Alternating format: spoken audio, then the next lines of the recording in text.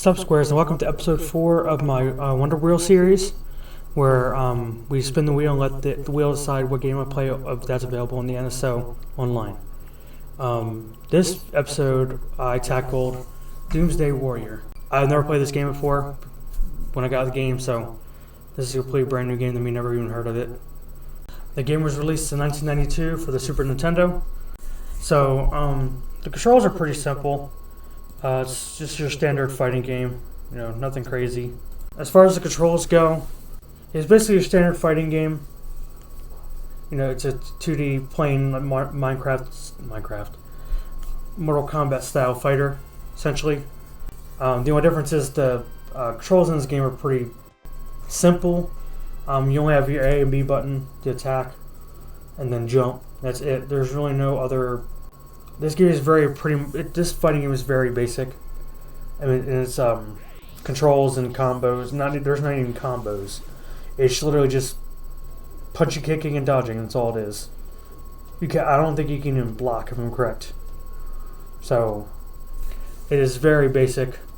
There's only, I think, 6 characters you can choose from in the game. Sledge, Lavaban, Amon, Daisy, P-Lump, which I thought was pretty funny, Grimrock, and New Form. I mean, they all have the same basic setup. There's not really a lot of differences between all the fighters. It's kind of the same. It's just basic attacks.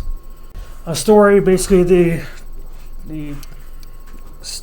it's a very basic story. There's not a whole lot to this game at all. Super evil wizard gets control of the 7 strongest fighters on Earth to take over, essentially destroy Earth, and one of them happens to fight through the possession and has to fight all the rest of the warriors in a basically ladder match, essentially. As far as your modes are concerned in this game, I don't think there's very much. I think it's literally just the ladder match. You choose your fighter and you go and do the story mode. That's it. So if you have a normal difficulty, you have an easy difficulty, and then you have a versus mode, and that's about it. There's really not much more to it than that. Again, your basic fighting game, even more basic, which is probably going to be a detriment to it because I'll talk about that here in a moment. So as far as this difficulty is concerned, this game is actually pretty hard for a simple basic fighting game because the computer, unless you are able to figure out the computers, which I was able to eventually on easy mode, bear in mind. I tried on normal first and I could not do it. I was getting my butt whooped. I couldn't even hardly hit the computers. I think their AI is just a little too smart, even on easy. Like, they're very difficult to get a handle on, unless, like I said, unless you find out their weakness per se. Their it's not even really weakness. It's just, I guess, AI coding. You kind of find ways around it that makes the fight easier, but it's basically spamming attacks, essentially, what it boils down to. So yeah, this game is pretty darn difficult. I did beat it, but I did beat it on easy mode. I'm not even going to try on normal. This game is, again, I was going to say it for the 20th time, very basic. I would say, as far as replay value, beat the story mode with all characters if you really want it that bad. But I didn't see the point in doing it. I beat the story mode once and was done with it. I don't feel the need to go back to this game ever again. With how basic it is. It took me only about a full gameplay, probably only about a half an hour to beat.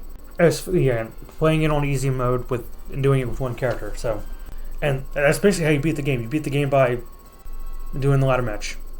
I guess I should say at the end of the ladder match, after you beat all 6 of the other characters, you will fight basically the wizard, and you'll fight the wizard's two henchmen, I guess you could say, and then you'll fight himself.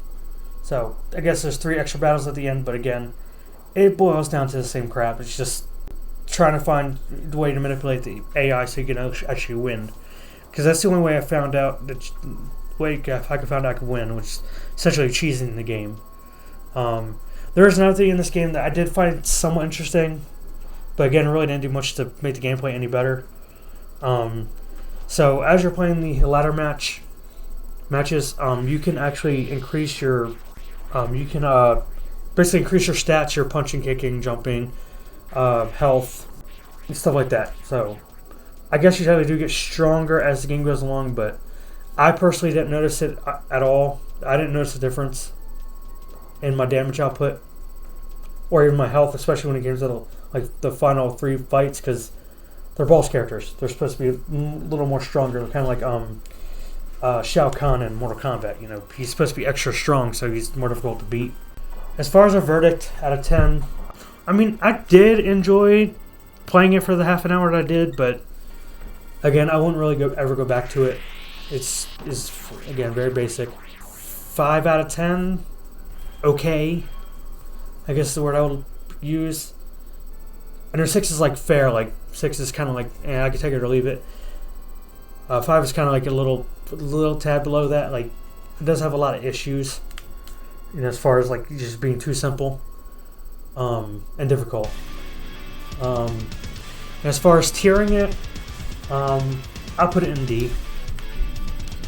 Again, F is for games that I absolutely hate. So D, it was a fine game.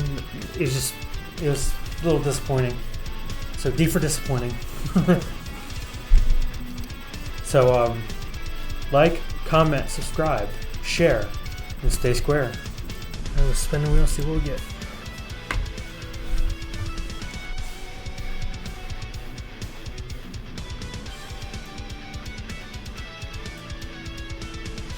City Connection.